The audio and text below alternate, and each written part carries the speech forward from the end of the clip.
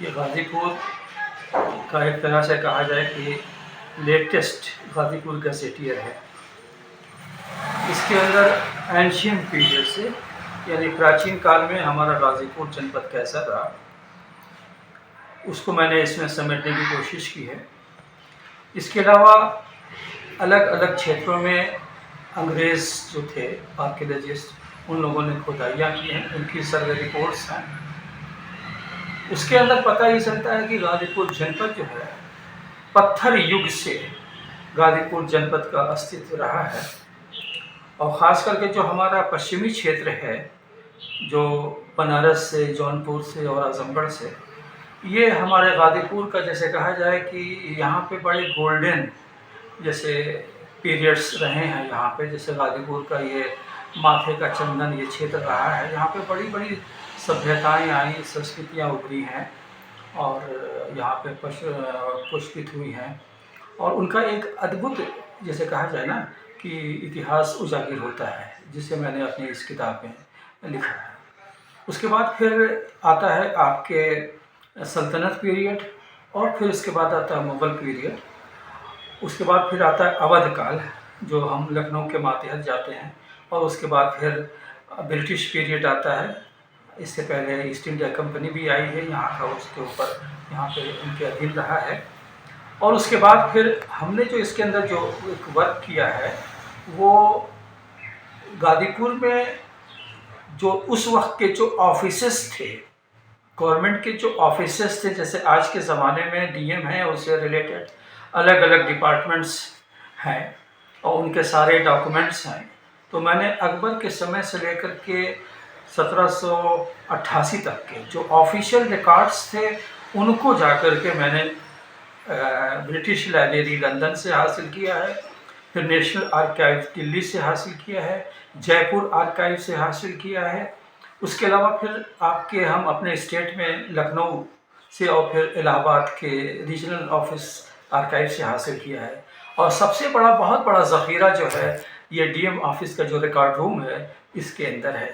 यहाँ के इतिहासकारों ने अफसोस ये होता है कि जो गाज़ीपुर का रिकॉर्ड रूम है, जो बहुत ही इम्पॉर्टेंट इसके अंदर पेपर्स हैं, वो सब इसके अंदर हैं, जिसे हम अपनी इस किताब में हमने ला करके इसके अंदर शामिल किया है। चूँकि भाषा का मामला है, ये भाषा जो है, एक तो पर्शियन भाषा, उसको मैंने उसके ऊपर कमांड हासिल किया, क्योंकि सारे पेपर्स जो थे वो सब फ़ारसी में थे। और इसके अलावा फिर उर्दू में सारे डॉक्यूमेंट्स थे। उसके बाद फिर इंग्लिश में जो ब्रिटिश पीरियड के डॉक्यूमेंट्स हैं, इन सारे ओरिजिनल डॉक्यूमेंट्स जो थे हमारे बिखरे हुए थे, इनको मैंने इकट्ठा करके अपनी इस किताब में हमने शामिल करके इसको लिखा है। सर, इतिहास लेखन की बात करें तो बहुत अलग अलग डिबेट्स चलती रहती हैं हिस्ट्री राइटिंग को लेकर के। कई बार कहा जाता है कि हिस्ट्री का जो लेखन है वो बड़ा ऑब्जेक्टिव होता है, सापेक्षिक होता है। एक इतिहासकार के नाते गाज़ीपुर के इतिहास को इस तरीके से कंपाइल करना, इसके साथ साथ सर जो रिसोर्स मटेरियल के अलावा किस तरह के चैलेंजेस, क्योंकि बहुत एक वॉल्यूमिनस आपको टेक्स्ट को ट्रांसलेट करना पड़ा होगा, Bangla to English, English to Hindi, Hindi to English, तो इस तरह की चुनौतियों को आप कैसे एड्रेस किए? देखिए, सबसे बड़ी बात यह है कि रविन्द्रनाथ टैगोर हों या फिर आपके विवेकानंद हों, इनके सारे डॉक्यूमेंट्स ओरिजिनल जो हैं वो बांग्ला भाषा में मिलते हैं।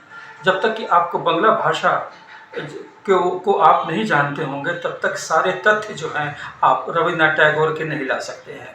क्योंकि हमने देखा है कि रविन्द्रनाथ टैगोर ने की जो किताबें हैं, जो उनकी किताबें मानसी या आपके नौका डूबी है, इसके अंदर जो गाज़ीपुर से रिलेटेड पोर्शंस हैं, उनको अनुवाद ओरिजिनल जो डॉक्यूमेंट्स मैंने इनकी तहरीर जब देखी, उससे हमने कोशिश किया कि उसको ले आएँ और गाज़ीपुर के में इतिहास में इसमें हम शामिल करें। क्योंकि गाज़ीपुर, इससे पहले गाज़ीपुर के जिन लोगों ने रविन्द्रनाथ टैगोर को लिखा है या विवेकानंद को, उनकी ओरिजिनल भाषा को इन्होंने को सही तरीके से उसका सही तरह विवेचना नहीं की है। उसको इन लोगों ने उसको जैसे कहा जाए, मैं कह तो नहीं सकता हूँ कि पढ़ा है या नहीं पढ़ा है। अगर उसको सही तरीके से पढ़े होते तो गाज़ीपुर के जो प्रवास के दिन थे रविन्द्रनाथ टैगोर के, वो सही माने में आ सकते थे। तो मैंने इसके अंदर ओरिजिनल जो बांग्ला भाषा है, उसको मैंने उसको पढ़ा है, फिर उसके बाद फिर अंग्रेज़ी में हमने उसको लाने की कोशिश की है। जो और दूसरी बात, जो सबसे बड़ी बात है कि जो ओरिजिनल स्क्रिप्ट है, जिसे हम कहते हैं हस्तलिपि, या फिर उसको कह सकते हैं कि मेनस्क्रिप्ट जो है होती है, वो हाथ की लिखी हुई, सबके अपनी अपनी भाषा होती है, अपनी अपनी लेखनी होती है, अपनी अपनी शैली होती है, उसको पढ़ना बड़ी मुश्किल होता है। जैसे हमको बहुत सी किताबें जो हैं गाजीपुर के गांव में संस्कृत में मिली है, जैसे आपके जीतबंधन सिंह के पास गौसपुर में गाजीपुर का जो है 1738 का एक अभिलेख है संस्कृत भाषा में, जो कि 310 पेज का है। वो संस्कृत भाषा में है गाजीपुर जनपद के इतिहास को, जो कि उससे पहले 1692 में गाजीपुर का जो सबसे पहला इतिहास लिखा गया है सैयद अमानुल्लाह जंगीपुरी ने, गाजीपुर का नस्बनामा सादत गाजीपुर, वो पर्शियन भाषा में है। तो मैंने इसको ब्रिटिश लाइब्रेरी से ओरिजिनल स्क्रिप्ट को मैंने इसको हासिल किया है। और सबसे बड़ी बात जो ये है कि उस गरिमा को बरकरार रखते हुए फिर अंग्रेज़ी, क्योंकि एक भाषा है जो कि एक इंटेलेक्चुअल भाषा होती है, उसको फिर मैंने उसके अंदर हमने लाने की कोशिश की है। कि ये किताब मुख्यतः देखूं तो गाजीपुर का जो इंटेलेक्चुअल क्लास है, जो इंग्लिश नोइंग पर्सनैलिटीज़ हैं, वही पढ़ पाएंगे। और इस किताब को लाने का मकसद भी ये था कि हमारा गाजीपुर जनपद किसी भी बड़े जनपद से, जैसे कहा जाए, कमज़ोर नहीं रहा है। ये अति पिछड़ा तो कभी नहीं रहा है। इसके ऊपर इन लोगों ने तरह तरह से, गाजीपुर के लोगों ने अति पिछड़ा कर के एक जैसे लेबल लगाया है।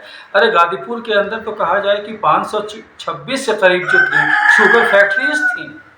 अब सोचिए 1600 आपके 1864 में लड़कियों का एक स्कूल था, जबकि उस वक्त हिंदुस्तान के अंदर कहा जाए कि 18